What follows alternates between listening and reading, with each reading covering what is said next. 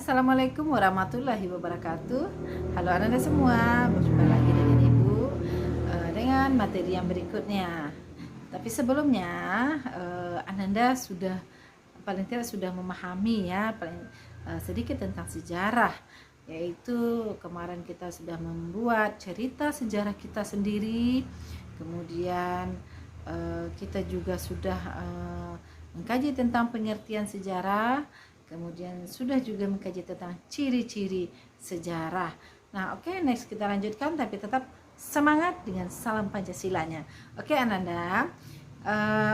Baiklah, untuk materi berikutnya kita akan mengkaji tentang cara berpikir sejarah. Nah, ada lagi cara berpikir sejarah, yaitu secara diakronik, sinkronik, kausalitas, dan berkelanjutan. Nah, tujuan kita mempelajari ini agar Ananda mampu menjelaskan dan memahami konsep diakronik, sinkronik, kausalitas, dan berkelanjutan di dalam sejarah. Oke, kita lanjutkan pada materinya, yaitu tentang yang pertama, yaitu diakronik. Nah, diakronik ini apa sih? Nah, diakronik ini dalam bahasa Yunani dibagi atas dua, yaitu dia dan kronos. Nah, dia yaitu melintasi atau melewati, sedangkan kronos adalah perjalanan waktu. Nah, jadi apa sih sebenarnya diakronik ini? Jadi diakronik ini dikatakan memanjang dalam waktu, terbatas di dalam ruang. Jadi kalau berpikir secara diakronik ini adalah berpikir secara urut dalam menganalisis suatu peristiwa sejarah.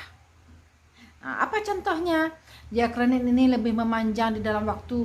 Nah, contohnya kita mengkaji tentang sejarah Indonesia. Dalam sejarah Indonesia ini kita mulai saja ada zaman kuno. Ya, zaman kuno yaitu zaman Hindu, Buddha, dan Islam. Ada zaman penjajahan, zaman pergerakan kemerdekaan, Orde Lama, Orde Baru, dan Reformasi. Nah, itulah yang dikatakan dengan diakronik.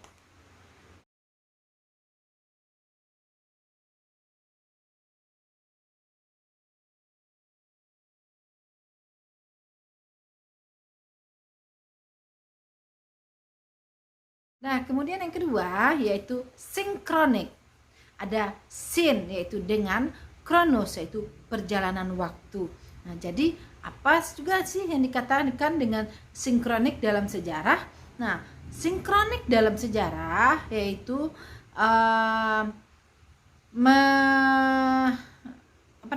memendek di dalam waktu tetapi melebar di dalam ruang.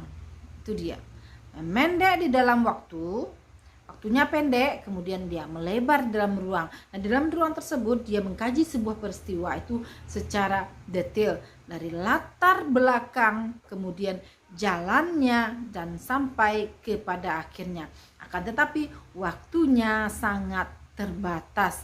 Contohnya Perang Dunia I.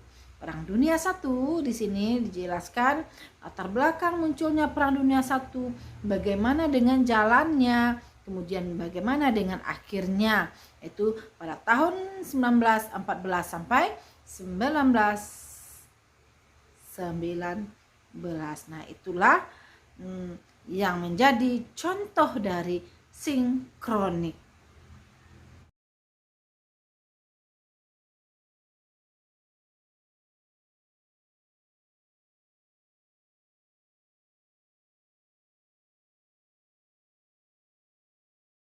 Belakangnya itu yang menjadi sebab, yaitu dengan terbunuhnya putra mahkota Austria Gavrilo Princip di kamp pengungsian Serbia.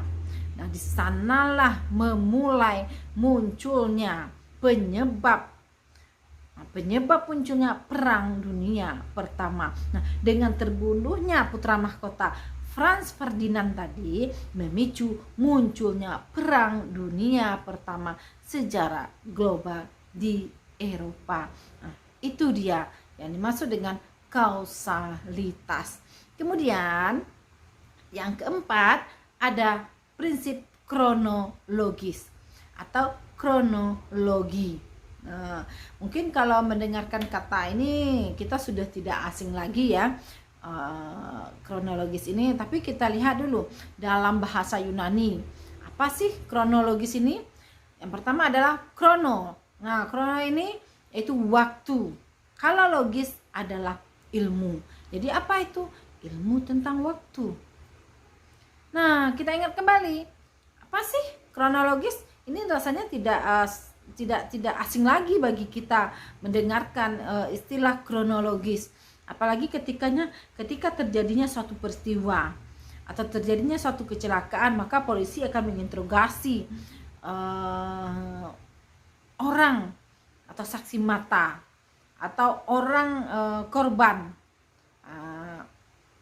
Dia akan menginterogasinya, akan meminta urutan dari peristiwa. Kenapa bisa terjadinya peristiwa kecelakaan? Nah, itu dia yang kronologisnya. Jadi ada awalnya, kemudian ada akhirnya. Nah, contoh apa? Pagi tadi di perempatan jalan di Bandar Luat terjadi kecelakaan. Nah, kenapa bisa terjadi kecelakaan? Nah, itu adalah akibatnya ya. Kenapa?